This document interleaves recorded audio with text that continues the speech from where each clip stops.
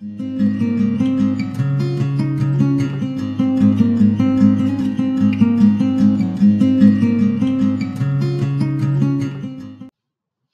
students, today we are going to discuss social science class 10 का chapter number 10 India agriculture. Bharat में कृषि यानी कि खेती बाड़ी की क्या स्थिति है उसके बारे में डिटेल में जानेंगे। Since India is an agrarian यानी कि एग्रीकल्चर सेंटर कंट्री, तो इसीलिए ऐसे देश में जहाँ खेती बाड़ी यानी कि कृषि मुख्य व्यवसाय है, तो वहाँ पे कृषि का विशेष उपयोग या अहम किरदार रहा होगा। तो उसी के बारे में देखते हैं। चलिए, इंडिया एग्रीकल्चर चैप्टर नंबर 10। सबसे पहला topic, importance of agriculture in India. India is an agrarian country. Agriculture is the main occupation or economic activity in India. It is an important resource of India. India ranks second in the world in agrarian production. The Indian economy is mainly dependent on agriculture. About 60% of the people are directly or indirectly engaged in agriculture, whereas about 50% of total labor force is working in the field of agriculture as per the report of 2014. It also contributes about 17% of the national income, I mean GDP of the country, and that is also mentioned in the report of 2014. तो भारत में कृषि ये मुख्य व्यवसाय रहा है या अर्थोपार्जन के लिए यानी कि इकोनॉमिक एक्टिविटी के लिए ये सबसे मुख्य विषय है, और इसीलिए भारत को एग्रेरियन यानी कि कृषि का देश कहा गया है। और दुनिया में खेतीबाड़ी यानी कि एग्रीकल्चर के हिसाब से इंडिया का सेकेंड रैंक है, और इंडिया का पूरा जो अर्थतंत्र यानी कि इकोनॉमी है वो बेसिकली खेतीबाड़ी यानी कि कृषि पे ही निर्भर है। इंडिया में 60% से ज़्यादा लोग डायरेक्टली और इनडायरेक्टली खेतीबाड़ी से जुड़े हुए हैं, और यहाँ का जो लेबर फोर्स है वो आधे से ज़्यादा लेबर फोर्स वो एग्रीकल्चर फील्ड से ही बिलोंग करता है। पर आप यहाँ पे कॉन्ट्रास्ट देखो, 60% लोग एग्रीकल्चर से जुड़े हुए हैं, 50% यानी आधा से ज़्यादा लेबर फोर्स वो भी एग्रीकल्चर में ही इन्वेस्टेड है, फिर भी जीडीपी में एग्रीकल्चर का कंट्रीब्यूशन सिर्फ 17% है। तो ये एक रीज़न है इंडिया की इकोनॉमी डाउन रहने का, या तो आप ऐसे कह सकते हो कि इंडिया डेवलपिंग नेशन से डेवलप्ड नेशन क्यों नहीं बन सकता, इसके पीछे ये एग्रीकल्चर एक मुख्य विषय हो सकता है, क्योंकि आधा से ज़्यादा पॉपुलेशन, आधा से ज़्यादा वर्क फोर्स, आधा से ज़्यादा लोग ये एग्रीकल्चर फील्ड से जुड़े हुए हैं, फिर भी इनका जीडीपी में कंट्रीब्यूशन 20% से भी कम है। About 18% of the exports are crops and other farm products as per the report of 1990 to 1999. तो भारत में निर्यात चीज़ों में फसल और उसके कृषि उत्पादन यानी कि फार्म प्रोडक्ट्स और क्रॉप का हिस्सा रहा है 18%. Paddy, wheat, oil seeds, cotton, jute, sugar cane, tobacco, potatoes etcetera are major crop. अब इसमें पैडी यानी कि चावल, गेहूं, ऑयल सीड जिसमें से तेल निकलता है, ऐसे सारे सीड्स, कॉटन यानी कि कपास, जूट, गन्ना, तंबाकू, आलू, ये सारी मुख्य फसलें यानी कि मेजर क्रॉप्स है. Much foreign exchange is earn from their export, और ज़्यादातर विदेशी मुद्रा यानी कि फॉरेन एक्सचेंज ये एक्सपोर्ट यानी कि निर्यात से हमें प्राप्त होते हैं. Industries like cotton textile, sugar, paper, oil, etc., as well as the industries regarding the food processing, get the raw material from agriculture products only. ज़्यादातर उद्योग जैसे कि कॉटन बनाने का उद्योग, कॉटन टेक्सटाइल जहाँ पे सूती कपड़े बनते हैं, शुगर यानी कि चीनी, कागज, तेल इत्यादि के साथ साथ जो फूड प्रोसेसिंग के इंडस्ट्रीज है, वो सारी चीज़ों का कच्चा माल आपको एग्रीकल्चर से ही मिलता है. Agriculture also provides food to the people. और एग्रीकल्चर यानी कि कृषि लोगों को भोजन भी उपलब्ध करवाती है, यानी कि ये खाने का भी एक स्रोत है। Favourable and unfavourable factors affecting agriculture. तो खेती बाड़ी यानी कि कृषि को प्रभावित करने वाले अनुकूल और प्रतिकूल रीजंस। तो सबसे पहले the favourable factors. Favorable factors in India for agriculture are fertile plains, favorable climate, irrigation facilities, skilled and hard-working farmers. तो भारत में कृषि को अनुकूल बनाने के लिए जरूरी चीजें जो होती है वो है उपजाऊ जमीन यानी कि अच्छी फर्टाइल लैंड, अनुकूल वातावरण, सिंचाई की अच्छी सुविधा और कुशल और उसके साथ साथ इतने ही मेहनती किसान। तो ये सारे अनुकूल कारण है एग्रीकल्चर के। नाउ द अनफेवरेबल यानी कि प्रतिकूल reasons. The unfavourable factors that have not allowed agriculture to develop are poverty and illiteracy of farmers, inadequate irrigation facilities, irregular rains, overpopulation, small farms and less mechanization। तो भारत में कृषि को प्रतिकूल बनाने के लिए जो रीजन है उसमें से एक है किसानों का कम पढ़ा लिखा होना और उनका गरीबी, सिंचाई की कम सुविधाएं, अनियमित बारिश, काफी ज्यादा जनसंख्या, छोटे खेत और कम मशीनीकरण। अब आपको लगेगा कि आगे इरिगेशन फैसिलिटी फेवरेबल फैक्टर्स में भी आती है और यहाँ पे इनएडिक्वेट इरिगेशन फैसिलिटी वो अनफेवरेबल फैक्टर में भी आती है। तो इंडिया का जो डाइवर्सिटी है ज्योग्राफी का, नो भूगोल की चलते हर एक प्रांत हर एक जगह में काफी सारा बदलाव है वातावरण का, पानी का, जमीन का, और ये सारी चीजों को लेके भारत के कई भागों में आपको बेहतर से बेहतर सिंचाई की सुविधाएं मिल जाएगी, जबकि वही भारत में कुछ इलाके ऐसे भी है जहां इरिगेशन यानी कि सिंचाई की प्रतिकूल भावनाएं है, यानी कि बहुत ही कम ऐसी जगह है जहां पे आपको इरिगेशन मिलेगा ही नहीं या ना के बराबर मिलेगा। Now types of farming. अलग अलग तरीके की खेती यानी कि कृषि। Types of farming depend on socio economic condition of the farmers, the policies of the government, irrigation methods, economic returns and production. तो खेती के प्रकार किसानों की सामाजिक व आर्थिक परिस्थिति, सरकार की नीतियां, सिंचाई के तरीके और आर्थिक लाभ और उत्पादन पे डिपेंड करते हैं यानी कि निर्भर करते हैं, जिसमें से सबसे पहला और सबसे अहम है सबसिस्टेंस फार्मिंग। सबसिस्टेंट फार्मिंग का मतलब है निर्वाह खेती, यानी कि आप कैसे भी करके खाना, मतलब आप सरवाइव कर सकते हो। मैं सबसिस्टेंट फार्मिंग को सर्वाइवल फार्मिंग भी बोलता हूँ। तो आप सरवाइव कर सकते हो, आप जिंदा रह सकते हो, खाना खा सकते हो, इतना ही आपको आपके फार्मिंग एक्टिविटी में से मिलेगा, उसको बोला जाता है सबसिस्टेंस फार्मिंग। तो ऐसे अगेन याद रखो आप, सबसिस्टेंस फार्मिंग यानी कि survival farming. This type of farming is done for survival, so it is also called subsistence farming। जो मैंने अभी बताया ये, इसको निर्वाह खेती भी बोला जाता है। It is practiced by poor farmer who have small farms holding। ये गरीब किसान करते हैं जिनके पास खेती बाड़ी के लिए छोटा सा जमीन या छोटा सा जमीन का टुकड़ा होता है। They cannot afford costly seeds, fertilizers and pesticides। और ये वो किसान है जो महंगे बीज या तो फर्टिलाइजर्स या कीटनाशकों का खर्च नहीं उठा पाएंगे। They use traditional tools like facilities like electricity and irrigation, so their productivity is also low। ये ज्यादातर पारंपरिक औजारों का इस्तेमाल करते हैं, इनके पास इलेक्ट्रिसिटी या सिंचाई जैसी आधुनिक सुविधाएं नहीं होती है और इसीलिए इनका उत्पादकता काफी कम होता है। So subsistence farming again it's survival farming, जीने के लिए निर्वाह खेती आप जिसे बोल सकते हो।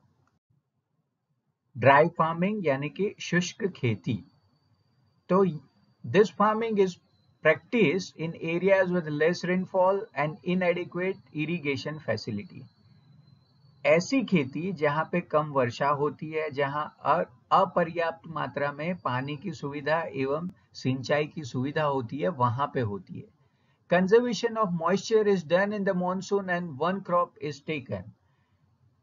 यहाँ पे मॉनसून में यानी कि बारिश के टाइम पे नमी का संरक्षण किया जाता है ताकि कम से कम एक फसल ली जा सके. Crops like jowar, millet, pulses which requires less water are grown. यहाँ पर ज्यादातर ऐसी फसलें उगाई जाती है जिसमें पानी की कम आवश्यकता हो. अब इसमें कैसी फसल आ सकती है, जैसे ज्वार है, बाजरा है या अलग अलग तरीके की दाल है.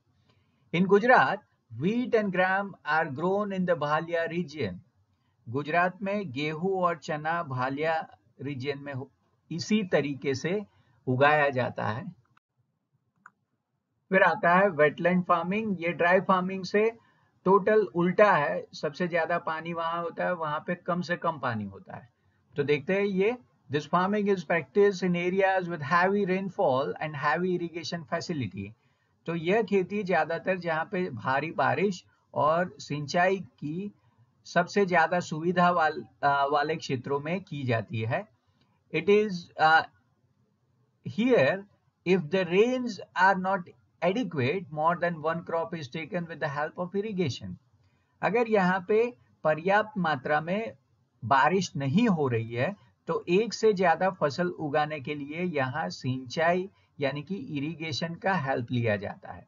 The main crops grown in such farming are rice, sugarcane, cotton, wheat and vegetables.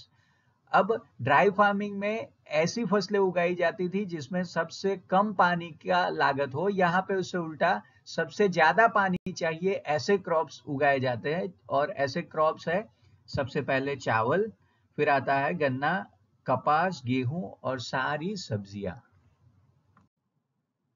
फिर आता है शिफ्टिंग या तो जूम कल्टीवेशन. अब यहाँ पे बदलते रहना, शिफ्ट का मतलब ही ये होता है. तो ये एक बंजारों की तरह एक टेम्पररी व्यवस्था है, एक काम चलाऊ व्यवस्था है. In this farming forest land is cleared and burn then farming is done. Crops are grown for 2 to 3 years. तो यहाँ खेती के लिए सबसे पहले जंगल की जमीन को साफ कर दिया जाता है, जलाकर साफ कर दिया जाता है और फिर खेती के लिए उसको तैयार की जाती है. और ऐसी जगहों पे सिर्फ और सिर्फ 2 से 3 साल तक आप खेती कर सकते हो. When fertility of soil reduces, the land is abandoned and farmers move to a new area. और जब 2-3 साल बाद, वैसे भी ये जमीन का फर्टिलिटी कम होता है और 2-3 साल जब आप वहां पे खेती बाड़ी करते हो तब तो कुछ बचेगा ही नहीं. तो जब 2-3 साल बाद ऐसी जमीनों में से फर्टिलिटी कम हो जाती है तब ऐसी जमीन को छोड़ दिया जाता है और दूसरे क्षेत्र में खेती बाड़ी के लिए फोकस किया जाता है. ज्यादातर यहाँ पे पर हेक्टेयर उत्पादन बहुत ही कम होता है और इसीलिए इसमें अलग अलग सब्जियां या तो अलग अलग अनाज उगाए जाते हैं. नाउ प्लांटेशन एग्रीकल्चर यानी कि बागान या बागायती खेती. This is a special type of agriculture. ये एक विशेष प्रकार का कृषि है. It requires a lot of capital investment and needs good managerial ability. तो यहाँ सबसे ज्यादा पूंजी निवेश चाहिए यानी कि कैपिटल इन्वेस्टमेंट चाहिए. उसके साथ साथ आपका अच्छा मैनेजरियल स्किल भी चाहिए. It needs technical know how, sophisticated machineries, fertilizers, irrigation and transport facilities. इतना ही नहीं, यहाँ पे अच्छी खासी तकनीकी जानकारी, अत्याधुनिक मशीन, अच्छी सिंचाई की सुविधाएं, फर्टिलाइजर्स और अच्छी ट्रांसपोर्टेशन की फैसिलिटी भी चाहिए. Here rubber, tea, coffee, cocoa, coconuts, fruits like apples, mangoes, oranges, grapes, lemon and dates are grown. और ज्यादातर यहाँ पे कॉफी, रबर, चाय, कोको, नारियल, सेब, आम, संतरे, अंगूर, नींबू, खजूर जैसे फल उगाए जाते हैं. इंटेंसिव फार्मिंग आप बोल सकते हो गहन खेती। जब आप कोई विचार इंटेंसिवली करते हो तो आपको वो विचार के साथ साथ 24/7 लगे ही रहना है, तो यहाँ पे फोकस आपको सबसे ज्यादा लगाना है और इसीलिए शायद इसको इंटेंसिव फार्मिंग बोला गया है। This type of farming is done through mechanisation. ये पूरा जो खेती है इंटेंसिव फार्मिंग, ये मशीनीकरण के माध्यम से होती है। It is done with the help of adequate irrigation, chemical fertilizers, insecticides and other mechanical equipment. तो अगर आपको इंटेंसिव फार्मिंग करना है तो उसके लिए आपको अच्छी खासी सिंचाई की सुविधा चाहिए, केमिकल फर्टिलाइजर चाहिए, कीटनाशक चाहिए और अच्छे मशीन भी चाहिए। The per hectare production has increased and the area under this farming has increased.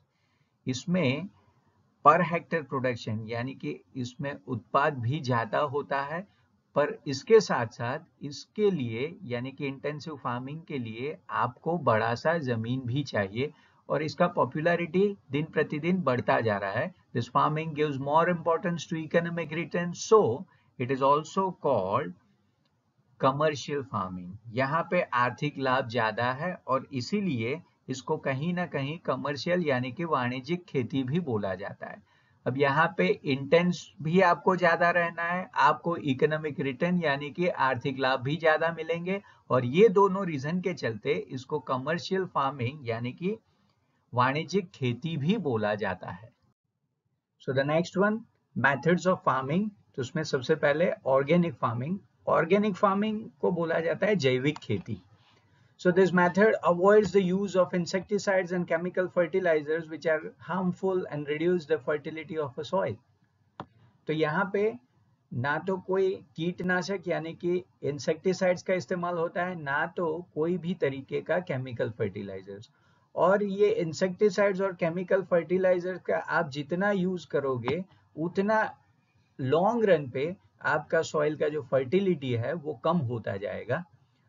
For maintaining fertility, cow dung, earthworm and compost fertilizers are used. तो यहाँ पे केमिकल फर्टिलाइजर्स की जगह पे नेचुरल फर्टिलाइजर्स जैसे कि काउ डंग है यानी कि गाय का गोबर है, या अर्थवर्म है, केंचुआ जिसको बोलते हैं, या कंपोजिट फर्टिलाइजर्स है जो हम कचरे से तैयार करते हैं, ऐसी नेचुरल फर्टिलाइजर्स का इस्तेमाल करते हैं, ना कि chemical fertilisers. To protect the crops from pest, cow urine, neem solvent and buttermilk are used. और इंसेक्टिसाइड कीटनाशकों के लिए यानी कि फसल को कीड़ों से बचाने के लिए हम गोमूत्र, नीम सॉल्वेंट यानी कि नीम के पेड़ से बनाया गया हुआ चीज एंड बटर मिल्क यानी कि छाछ, उसका इस्तेमाल किया जाता है। The crops are nutritious, I mean minerals and more vitamins and have a natural taste, sweetness and fragrance. और ऐसे क्रॉप्स, ऐसी फसलें ज्यादा पौष्टिक होती है क्योंकि इसमें खनिज और विटामिन ज्यादा होते हैं और इसमें प्राकृतिक मिठास और सुगंध भी होती है। The organic products have a good demand so farmers get a good return too. और ये जैविक उत्पादों का बाजार में अच्छा खासा मांग रहता है और इसीलिए इससे किसानों को अच्छा खासा लाभ भी मिलता है। फिर आता है sustainable farming. In order to see that the soil fertility is retained for a long time, care is taken for crop rotation, use of chemical fertilizers only when necessary, use of biotic control for insects and harvest water conservation. तो ये sustainable farming को टिकाऊ खेती भी बोला जाता है।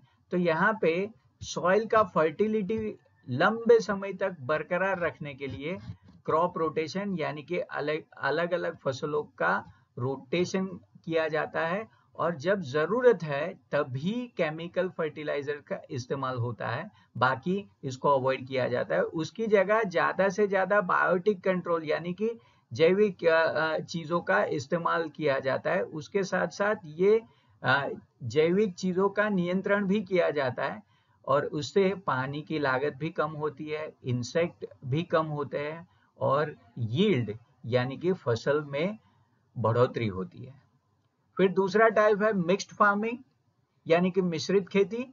Here the cattle rearing, poultry, sericulture and fisheries etc. are also carried out simultaneously along with farming. तो यहाँ खेती के साथ साथ पशुपालन, मुर्गी पालन, रेशम पालन और मत्स्य पालन जैसी एक्टिविटी को भी साथ साथ किया जाता है। तो ये है मिक्स फार्मिंग कि जहाँ पे फार्मिंग यानी कि खेती के साथ साथ पशुपालन, मुर्गी पालन, रेशम पालन और मत्स्य पालन का भी काम होता है। Divisions of crop according to climatic condition. तो वातावरण यानी कि पर्यावरण के हिसाब से भारत में फसलों के कौन कौन से डिवीजन यानी कि कौन कौन से सेक्शंस हम बना सकते हैं। तो बेसिकली 3 सीजन के चलते हमारे यहाँ 3 टाइप के क्रॉप्स हैं। जैसे सबसे पहला है खरीफ क्रॉप यानी कि खरीफ फसलें। Crops which are taken during the rainy season are called kharif crop. जो मॉनसून के टाइम पे यानी कि वर्षा ऋतु के टाइम पे जो फसल हम उगाते हैं उसको बोलते हैं खरीफ क्रॉप। और मॉनसून का टाइम जो इंडिया में रहता है ज्यादातर जून जुलाई से लेके अक्टूबर नवंबर तक का रहता है और यही ये क्रॉप का भी टाइम है। तो खरीफ क्रॉप यानी कि मॉनसून क्रॉप वर्षा ऋतु फसल और इसका पीरियड है जून जुलाई टू अक्टूबर नवंबर। आप ऐसा समझ लो स्कूल का पहला सेमेस्टर। स्कूल आपका ओपन होता है जून जुलाई में और दिवाली वेकेशन आता है अक्टूबर नवंबर। First term is equal to kharif crop is equal to monsoon crops. Paddy, maize, jowar, millet, cotton, sesame, groundnut, moong and moth are kharif crop. ज्यादातर यहाँ पे धान, मक्का, कपास, तिल, ज्वार, बाजरा, कपास, मूंगफली, मूंग, मट ऐसी फसलें उगाई जाती है। तो ये सारे खरीफ क्रॉप है। फिर आता है रबी क्रॉप। रबी क्रॉप यानी कि विंटर सीजन में जो होते हैं, मॉनसून सीजन में होते हैं, उसको बोला जाता है kharif crop. Crops which are taken during winter are called rabi crop. तो ये सर्दियों की सीजन में जो फसल को उगाया जाता है उसको बोला जाता है rabi crop. Time for this crops is from October November to March April. आप ऐसा समझ लो स्कूल का सेकेंड सेमेस्टर, दिवाली तक का सेमेस्टर उसको खरीफ क्रॉप यानी कि वर्षा ऋतु क्रॉप बोला जाता था। अब ये सेकेंड टर्म यानी कि अक्टूबर नवंबर से लेके मार्च अप्रैल तक, तो ये है rabi crop. Wheat, gram, barley, mustard, linseed etcetera are rabi crop. गेहूं, चना, जौ, सरसों, अलसी ये सारे रबी क्रॉप के एग्जाम्पल्स है।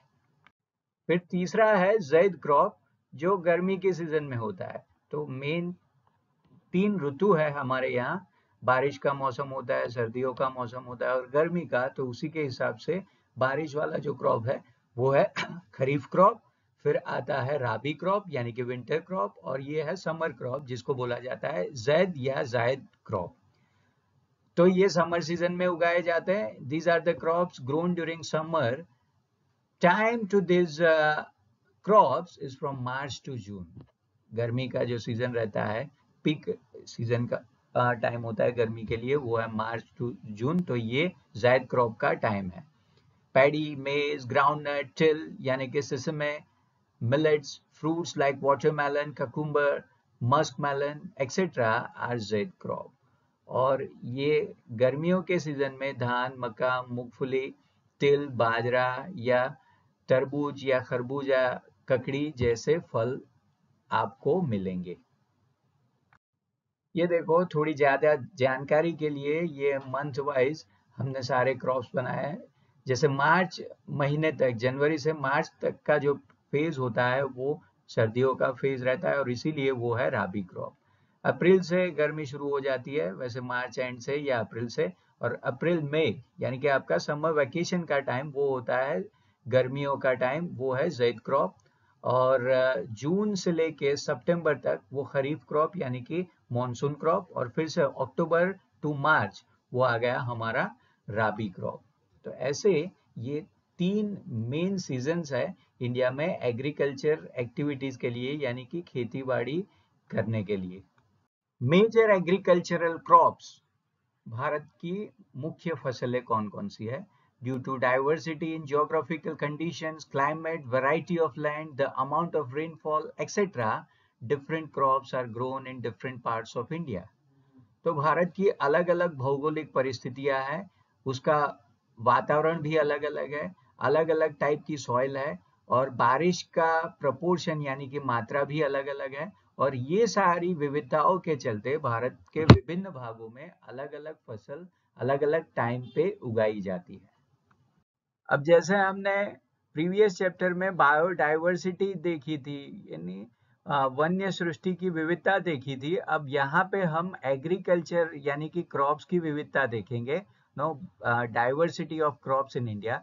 तो इंडिया में काफी सारे खाद्यान्न उगाए जाते हैं, जैसे पैडी, वीट, ज्वार, मिलेट, मेज। आप चावल ले लो, गेहूं ले लो, ज्वार, बाजरा, मक्का। फिर पल्सेस यानी कि तरह तरह की दाल भी हम उगाते हैं, जिसमें आता है तूर, मूंग, ग्राम, पीस, बीन, मठ, उड़द, लेंटिल यानी कि तुअर दाल, मूंग दाल, चना दाल, फिर बीन का दाल, मसूर का दाल, उड़द का दाल, ये सारी। फिर अलग अलग ऑयल सीड्स मीन्स ऐसी चीज, ऐसा सीड जिसमें से आप तेल निकाल सको। उसमें आता है groundnut, sesame, soybean, castor, mustard, sunflower, coconut, linseed flax etcetera. जिसमें मूंगफली आता है, तिल आता है, सोयाबीन आता है, रेंडी आता है, सरसों आता है, सूरजमुखी आता है, नारियल एंड अलसी भी आता है। कैश क्रॉप, जिससे आप अच्छा खासा पैसा कमा सको, ऐसे क्रॉप्स है cotton, sugar cane, jute, tobacco and rubber, जिसको बोला जाता है कपास, गन्ना, जूट, तंबाकू एंड रबर। फिर कॉन्डिमेंट यानी कि मसाले, कुमिन सीड्स यानी कि जीरा, फेनिल, सौंफ, इसबगोल जो ज्यादातर डाइजेशन के लिए इस्तेमाल होता है, व्हाइट कलर का आता है, कोरिएंडर यानी कि धनिया, फेनुग्रीक यानी कि मेथी, कैरावे यानी कि अजवाइन, ब्लैक पेपर, काली मिर्च एंड गार्लिक, लहसुन। फिर बेवरेजेस, पेय पदार्थ भी हम उगाते हैं, जैसे टी, कॉफी और कोको। फ्रूट्स, फल भी उगाते हैं, mango, banana, chikoo, papaya, grape, जोजोबाई, एप्पल एंड गवा। फ्रूट्स भी हम उगाते हैं, जैसे केला ले लो, या आम ले लो, चीकू, पपैया, या अंगूर, या सेब, या अमरूद, ये सारी चीजें भी उगाते हैं। और सब्जियों में vegetables, potato, brinjal, onion, bottle gourd, red gourd, lady finger, cabbage, cauliflower and leafy vegetables.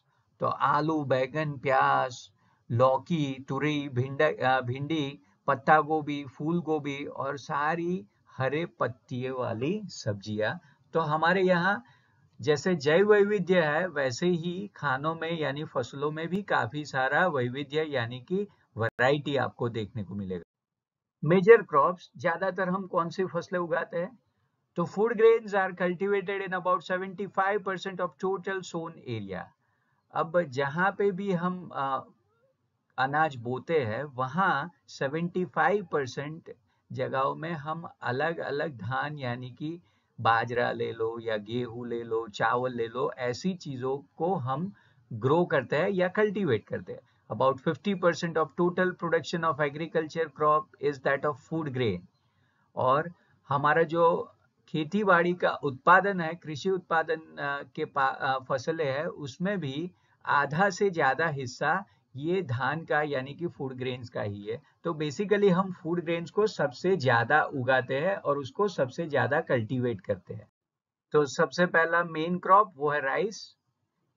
हकीकत में ये होता है पैडी यानी कि उसमें से, वो पैडी के छिलके में से हमको राइस मिलता है, तो इसका मतलब हुआ चावल। किस तरीके का सॉइल चाहिए? यहाँ फर्टाइल अलुवियल सॉइल। तो उपजाऊ जमीन चाहिए, ज्यादातर वो अलुवियल सॉइल यानी कि रिवर बैंक के या डेल्टा रिवर के या रिवर गोजेस के नजदीक वाला एरिया, जो सबसे ज्यादा फर्टाइल यानी कि उपजाऊ होता है। रेनफॉल 100 सेंटीमीटर एंड मोर, इसको कम से कम 100 सेंटीमीटर या उससे ज्यादा बारिश चाहिए। टेम्परेचर यानी कि इसको तापमान कैसा चाहिए? Hot and humid climate with minimum temperature of 20 degree centigrade. गर्म और नमी वाला वातावरण उसको चाहिए, और यहाँ न्यूनतम तापमान 20 डिग्री सेल्सियस का होना चाहिए। प्लेसेस, कौन कौन सी जगह पे आप पैडी का जनरल कल्टीवेशन करते हो तो वो है वटोब। वटोब यानी कि वेस्ट बंगाल, आंध्र प्रदेश, तेलंगाना, तमिलनाडु, उड़ीसा एंड बिहार। गुजरात में अगर आप बात करो तो वेटपैक्स यानी कि वलसाड, अहमदाबाद, तापी, पंचमहल, आनंद, खेड़ा एंड सूरत डिस्ट्रिक्ट में पैडी का कल्टीवेशन होता है। अब ये देखो, यहाँ पे ये पैडी विड है और मैं आपको दिखाता हूँ। ये जो है ये पैडी विड है और इसमें से ये हर एक जो सीड है उसके ऊपर पर्थ यानी कि राइस हस्क होता है और वो कवर निकालोगे तो वहां पे व्हाइट कलर का दाना मिलेगा जिसको हम राइस बोलते हैं। कभी कभी एग्जाम में आपको ऐसा पिक्चर दिया जा सकता है और वहां पे क्वेश्चन लिखा होगा identify the crops and write a short note on it. तो आपको ये भी पता होना चाहिए कि भाई पैडी यानी कि राइस हकीकत में दिखता कैसा है। अच्छा, तो गुजरात में ज्यादातर ये पूरा गुजरात का सेंट्रल गुजरात और साउथ गुजरात का हिस्सा Valsad, Surat, Kheda, Anand, Panchmahal, Tapi and Ahmedabad. State growing paddy with irrigation facility. अच्छा, इरिगेशन के साथ साथ कौन से स्टेट इसको कल्टीवेट करते हैं तो वहां पे आता है हुप, HUP यानी हरियाणा, उत्तर प्रदेश एंड पंजाब। अब पैडी के बारे में और डिटेल्स, तो rice is a major agricultural crop. चावल एक प्रमुख कृषि फसल है, सबसे ज्यादा उगाने वाला ये एक फसल है। It is grown in about 1/4 of a total crop area. ये टोटल क्रॉप एरिया के 1/4 भाग में उगाया जाता है। India is the second largest producer of rice after China. China के बाद विश्व में भारत दूसरा नंबर का सबसे बड़ा पैडी यानी कि राइस का उत्पादक देश है। It is grown in a torrid zone. इसको ज्यादातर उष्ण कटिबंधीय क्षेत्र में उगाया जाता है। India exports rice to US and UAE. भारत यूएस और यूएई जैसे राष्ट्र में चावल का निर्यात करता है। Rice is a kharif crop. Basically rice kharif crop यानी कि मानसून। हमने आगे भी ये डिस्कस किया कि राइस यानी कि पैडी को सबसे ज्यादा पानी का जरूरत रहता है और इसीलिए ये बेसिकली खरीफ क्रॉप है। पर आप उसको इरिगेशन फैसिलिटी यानी कि सिंचाई सुविधाओं के साथ साथ समर सीजन में भी ग्रो कर सकते हो। अब नीचे आप पिक्चर देखो, ये जो पहला पिक्चर है वो राइस वीड यानी कि हकीकत में पैडी वीड है और ये जब सूख जाता है तब ये दाना ग्रीन से लेके ब्राउन कलर का, ये सेकंड देख सकते हो, ऐसे ही ये अलग अलग दाने हैं और दानों ऊपर ये ब्राउन कलर का छिलका होता है। फिर ये छिलका जब निकाल देते हो तब ऐसे व्हाइट कलर का या ऑफ व्हाइट कलर का दाना निकलेगा जो है राइस। तो ये है पूरा पैडी का विड। फिर ये है राइस विथ हस्क, इसका छिलका उसको बोला जाता है राइस हस्क। और ये है चावल यानी कि राइस। तो पिक्चर को भी जरा पहचानो बारी बारी, क्योंकि एग्जाम में ये भी आइडेंटिफाई करना आ सकता है आपको। विट यानी कि गेहूं। चावल के बाद ये भारत में दूसरा प्रमुख नंबर का धान्य है या फसल है जो सबसे ज्यादा उगाया जाता है। कैसी सॉइल चाहिए इसके लिए? Black, fertile and Lumi soil. तो इसको काली और फर्टाइल लूमी सॉइल चाहिए। ज्यादातर तापमान चाहिए इसको 20 to 30 डिग्री सेंटीग्रेड और rainfall 75 centimetre and more. Wheat can be grown in areas receiving more than 100 centimetre rain. इसको 75 से ज्यादा सेंटीमीटर का बारिश चाहिए, रेनफॉल चाहिए। पर इसको 100 सेंटीमीटर से ज्यादा बारिश होगी तो वहां पे आप इसको ग्रो नहीं कर पाओगे। कौन कौन सी जगह पे आप वीट का कल्टीवेशन देखते हो इंडिया में? तो वो है पीजी भूमराज यानी कि पंजाब, वेस्ट बंगाल, गुजरात, हरियाणा, उत्तर प्रदेश, मध्य प्रदेश, महाराष्ट्र एंड राजस्थान। ये सारे प्रमुख राज्य है जहां पे वीट यानी कि गेहूं को उगाया जाता है। More details. Wheat is the second most important crop after paddy. गेहूं चावल के बाद सबसे ज्यादा जरूरी फसल है इंडिया में उगाई जाने वाली। It is a staple food of the people of north west. तो ये उत्तर और पश्चिमी लोगों का मुख्य भोजन है। It is a crop of temperate zone, ये शीतोष्ण कटिबंध की फसल है। It is grown on about 1/3 of the crop area of the country, ये टोटल क्रॉप एरिया में से 1/3 जगह पे, 1/3 जगह पे उगाई जाती है। Mechanisation has lead to less labour for wheat cultivation, मशीनीकरण के चलते गेहूं की खेती में काफी कम श्रम यानी कि लेबर की आवश्यकता रह गई। मशीन ने जो मैन लेबर यानी कि इंसानों से हम जो मजदूरी करवाते थे वहां पे काफी कमी आ गई। After the green revolution the wheat production is almost double, और हरित क्रांति के बाद तो देखो जैसे गेहूं का उत्पादन लगभग दुगुना हो गया। The highest per hectare production of wheat is in Punjab, Haryana, Western Uttar Pradesh because of its irrigational facility. तो प्रमुख उत्पादक राज्यों में 3 राज्य है जो भारत में सबसे ज्यादा गेहूं का उत्पादन करता है, वो है पंजाब, हरियाणा और उत्तर प्रदेश। यहाँ पे इरिगेशन फैसिलिटी यानी कि सिंचाई सुविधाएं इतनी ज्यादा है कि गेहूं की फसल आसानी से हो सकती है। The states contribute about 2/3 of national production, ये राष्ट्रीय उत्पादन का 2/3 हिस्सा ये 3 राज्य से ही आता है गेहूं का। Punjab is also called the wheat bowl of India, और इसीलिए पंजाब को भारत का व्हीट बोल बोला जाता है।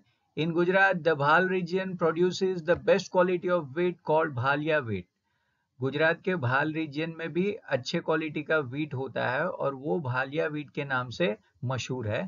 It is also grown in Mehsana, Rajkot, Junagadh and Kheda district. Gujarat में भाल रीजन के अलावा महसाणा, राजकोट, जूनागढ़ और खेड़ा डिस्ट्रिक्ट में भी इसका फसल के तौर पे कल्टीवेशन होता है। Wheat is called the king of food grains, गेहूं को सारे खाद्यान्न यानी कि फूड ग्रेन का राजा कहा जाता है। It is more nutritious than other food grains, सारे जो खाद्यान्न यानी कि फूड ग्रेन्स है उसमें से ये सबसे अधिक पौष्टिक है। It contains carbohydrate, proteins, fats, minerals such as iron and phosphorus. इसमें कार्बोहाइड्रेट, प्रोटीन, आयरन, चर्बी, ये फॉस्फोरस, ये सारी चीजों का प्रमाण सबसे ज्यादा है।